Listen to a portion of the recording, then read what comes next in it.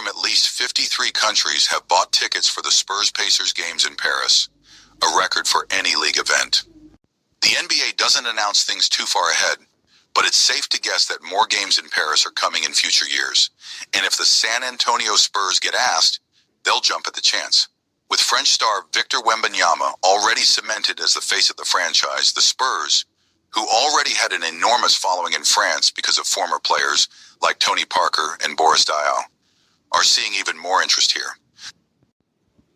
Being here this week for a pair of games with Indiana is only strengthening the Spurs' ties with France.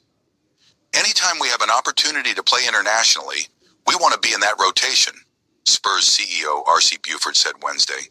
The Spurs even arranged for a pop-up shop to happen during this visit, featuring exclusive merchandise, items showcasing Wembanyama and Chris Paul, plus jerseys for team greats like Parker, Manu Ginobili, and Tim Duncan. It's an expensive trip, Buford said. The economics say a single trip probably isn't a big moneymaker. However, our goal is to show the community of France that we're here for the long run. Global games. There will be a lot of French people at these games, Thursday and Saturday, as would be expected in Paris. But these games will also be global, truly global. The NBA said fans from at least 53 different countries and territories have purchased tickets for the Spurs-Pacers games, a record for any league event anywhere in the world. These will be the NBA's 96th and 97th games in Europe and the 14th and 15th games in France, all happening in a season that marks the 40th anniversary of the league's inaugural games in Europe. Back when the Seattle Supersonics played exhibition games in Germany, Switzerland, and Italy against local professional teams. San Antonio is playing in France for the first time since the preseason in 2006. Indiana is playing in France for the Caitlin Clark, turned 23 on Wednesday. And as a birthday gift of sorts, Tyrese Halliburton offered her some more high praise. Halliburton stars for the Indiana Pacers.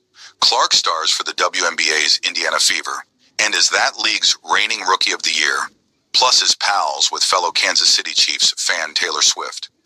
Halliburton and Clark have become fast friends, both complimenting the other on multiple occasions.